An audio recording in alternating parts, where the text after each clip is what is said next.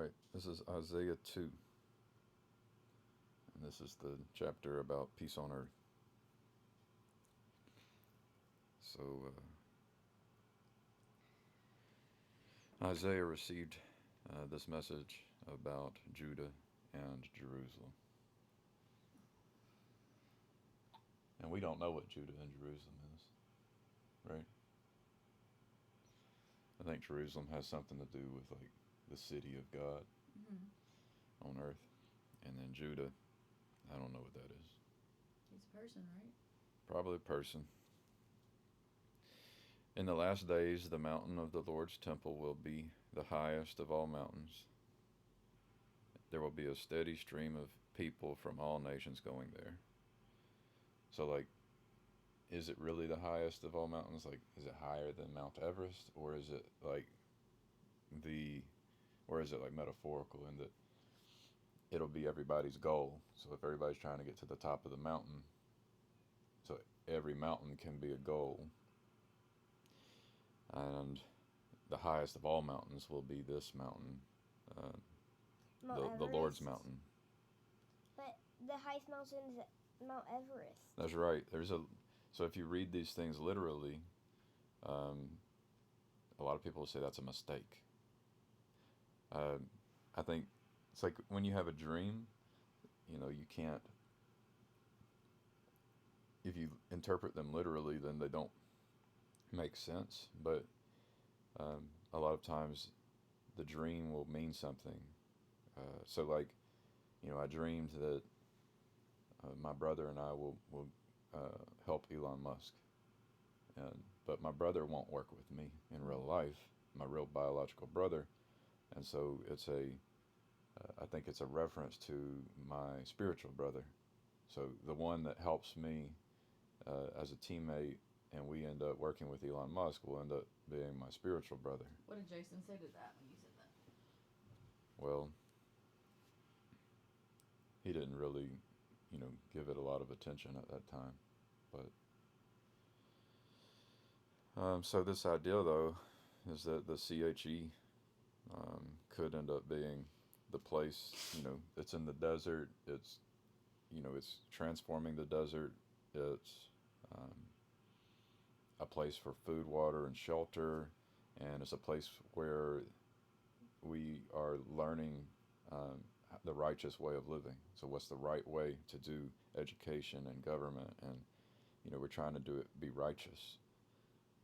And so, people from all over the earth will go there because they're seeking righteousness. They're seeking God. They're seeking to participate, in the building of this kingdom, so that we can have peace on earth. People from many places will go there and say, "Come, let's go up to the mountain of the Lord, to the temple of the God of Jacob. Then God will teach us his way of living, and we will follow him." His teaching, the Lord's message, will begin in Jerusalem on Mount Zion and will go out to all the world. And so, what is Mount Zion? But it's in order for this to happen, like, I personally think it's the righteous ones that have to be identified, and they have to be the ones who do the science, they do the learning and the identification of the right way of living.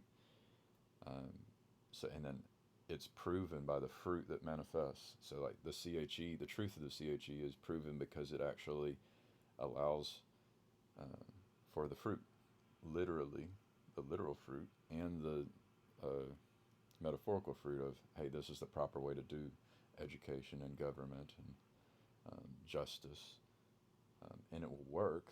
That's the fruit. It will work. The sickness, the amount of sickness in these cities will be almost negligent over time. So that's the fruit, and it's because people will be living properly. It's a long experiment, though. Then God will act as judge to end arguments between nations. So the way that works is the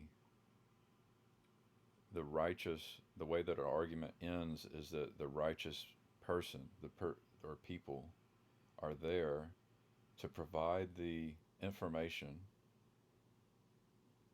to allow for the right ideas to become present, such that these arguments are addressed and resolved. So, like between Russia and Ukraine, there's arguments, and for every issue, there's arguments, and the righteous people know the answers, but the righteous people are ignored in our current world and our past world. And so, in the future, we will actually attempt to know God and know God's people, and because if we are behaving in that way, we will be given the way of being, and we'll be giving the information which allows for peace on earth. He will decide what is right for people from many lands. So there is what's right no matter your culture and your story. What is right is the proper way of being, the pattern of behavior, and the patterns of behavior that are right and always right. They will stop using their weapons for war. They will hammer their swords into plows and use their spears to make tools for harvesting. All fighting between nations will end. They will never again train for war. So that's what happens once you've discovered the proper way of being, and you've created the proper value hierarchies, and you've developed the correct practices, and essentially you'll have the ideal education system, justice system, government, right? So that's what we're trying to figure out. I've called it the human resource problem. It's what we're trying to figure out so that we can have peace on earth. Family of Jacob, let us follow the Lord. Family of Jacob, you have abandoned your people. This is clear because they have been filled with bad influences from the east. And now your people try to tell the future like the Philistines. They have completely accepted those strange ideas. Jacob's land has been filled with silver and gold from other places. There are many treasures there. His land has been filled with horses and many chariots. His land is full of gods that the people bow down to worship. They made those idols themselves. The people have become worse and worse. They have become very low, and you leaders did nothing to lift them up. So this has something to do with the proper way of being a leader.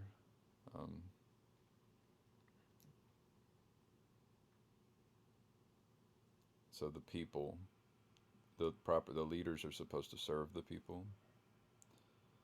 And when the righteous leaders serve the people and embody the right, true patterns of behavior, then these things will not happen. But when these things happen, it's a sign that the leaders are not the righteous leaders. They don't know what they're doing.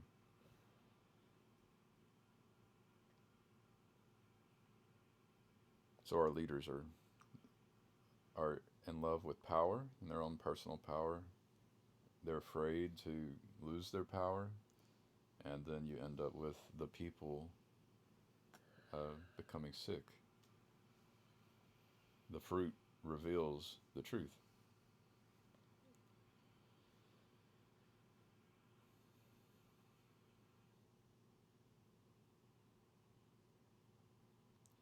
You should be afraid of the Lord. Go hide in the dirt and behind the rocks. Hide from his glorious power.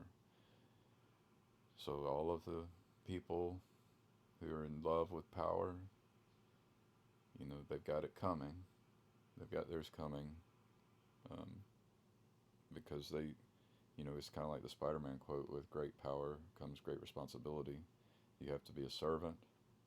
You have to be willing to make sacrifices in order to serve the people. And if that's basically, you were given the position you're in, and you have to have love of God and love of your neighbor. And when you don't, there is suffering. And and you deserve suffering. It's not mean. Suffering is supposed to be the teacher. Proud people will stop being proud. They will bow down to the ground with shame, and only the Lord will still stand high. That doesn't sound fair. That doesn't sound what? Fair. Fair? Proud people will stop being proud. They will bow down to the ground with shame, and only the Lord will still stand high. Well, it doesn't sound fair unless the Lord deserves to stand high, right?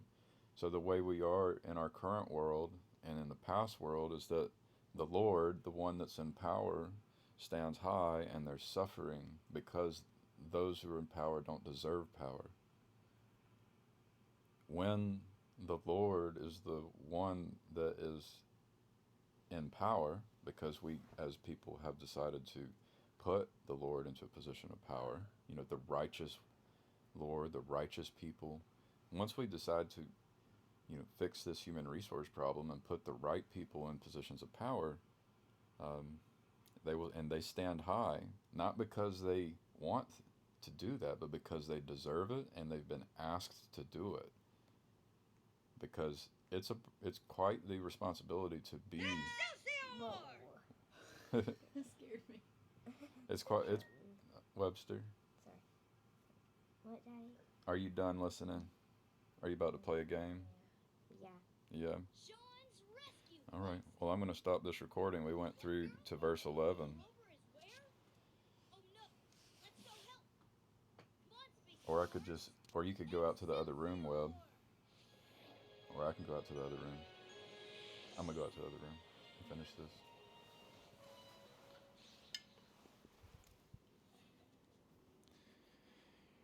The Lord all-powerful has a special day planned when he will punish the proud and boastful people. They will be brought down. They might be like the tall cedar trees from Lebanon or the great oak trees from Bashan, but they will be cut down. They might be like the tall mountains and high hills, or like the tall towers and high walls, but they will be brought down. They might be like great ships from Tarshish, filled with such wonderful cargo, but they will be brought down.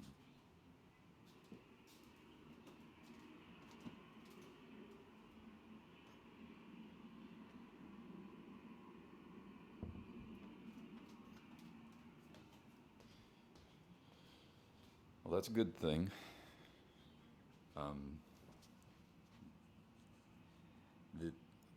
When the powerful people are brought down, it's good to have a good transition.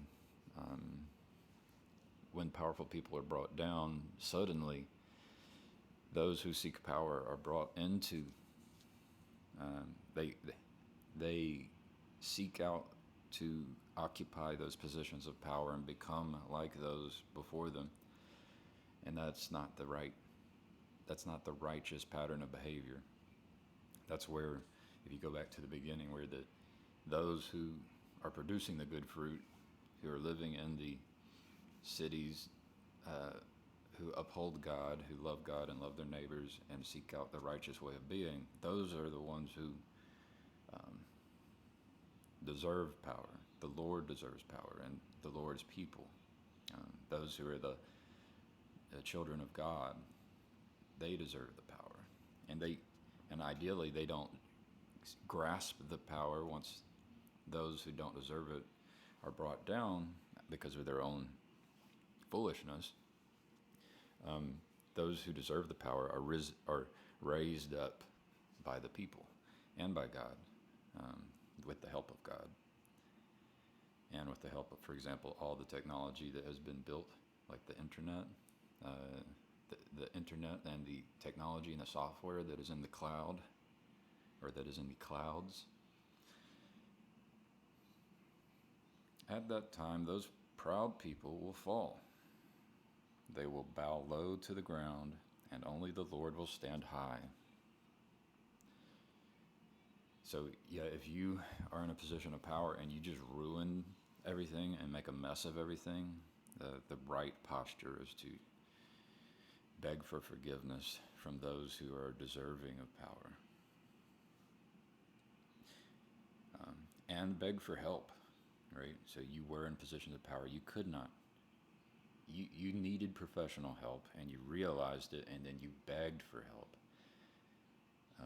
This is the righteous pattern of behavior, is to become humble and to find the people to help. This is, I'm hero looking for group. This is what happened to me. I went from being the proud and becoming ever increasingly humble, looking for righteous ones that are rare, attempting to serve God, the righteous God. Yeah.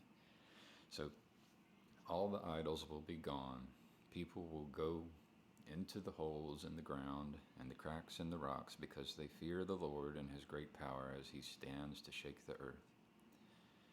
I'll add that some people will probably be wearing headsets, and they will be in virtual reality, and they will be living in efficient pods deep in the ground, connected to the internet.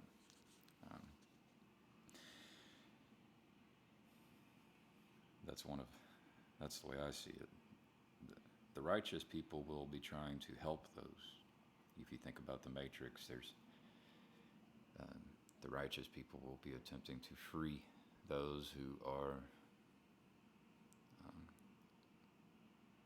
doing the idolatry. So what's interesting here is all the idols will be gone. I think that means that those who are in positions of power will no longer serve idols. I personally think the people, like the masses, the average person, many of those will still have their idols. This will be the idolatry just within the immature human who is attempting to mature, because we're born infants and children. We will go through this education system or this education process of learning to avoid idolatry. But those who are in positions of power will no longer be the ones who are doing idolatry. And we will know, because we will know by the fruit, right? At that time, people will throw away their idols they made from gold and silver. So that makes sense. Like all of the jewelry that, people have all this gold and silver, this materialism, these things that are worthless in the heavenly realm. They are meaningless to God, and they do not provide any meaningful life.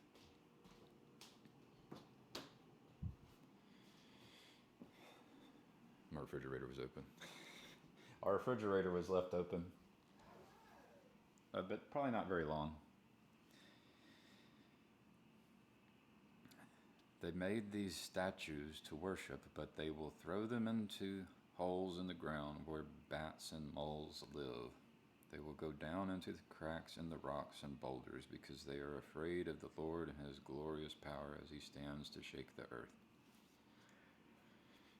Yeah, so that sounds like being ashamed of what we did and who we were. I think on a personal level, we, each of us, did things in our past that we are not proud of, especially in the sight of God, which God knows about. And we don't like to talk about those things or to have those things revealed to everyone, and especially to God. But God already knows. So stop trusting other people to save you. Do not think too highly of them. They are only humans who have not stopped breathing yet. So that's the part where,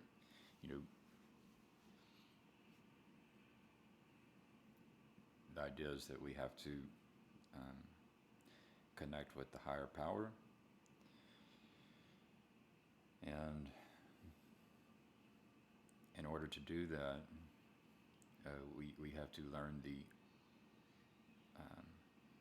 ideal behaviors, which are true. Like when all these questions about what is the truth is the proper way of behaving, the proper patterns of behavior. Um, this past week, um, I, in my new position, I have the opportunity to help transform and improve a little microculture within a macroculture. Within a macroculture, I mean, there's all these little tiny pockets of cultures, and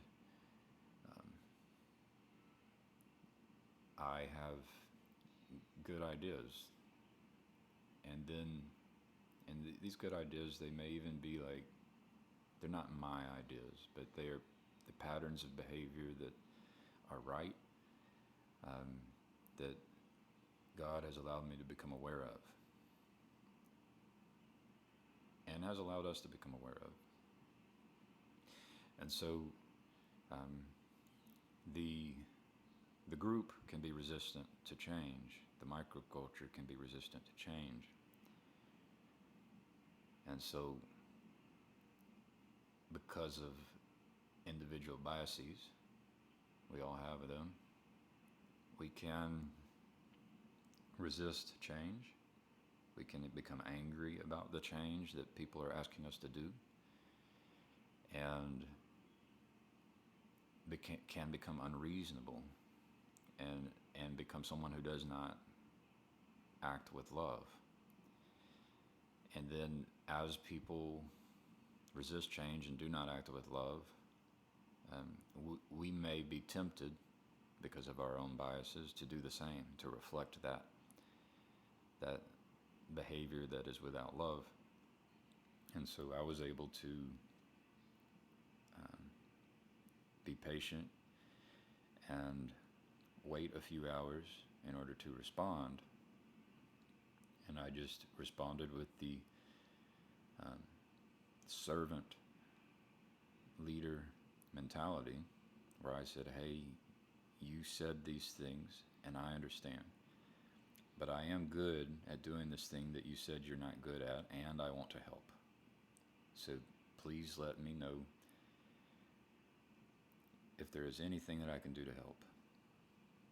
And so I responded with the loving servant pattern, the true pattern of behavior, and it won.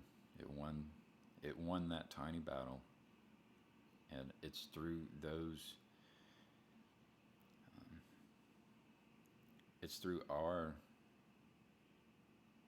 willingness to serve God that we can know the truth, and the truth can set us free. And the truth is the proper way of behaving, in which we can bring about a better world on the smallest levels, as we clean our own house and clean our own room, interacting with our neighbors. So as we do this, we will produce good fruit. And people have not been doing this.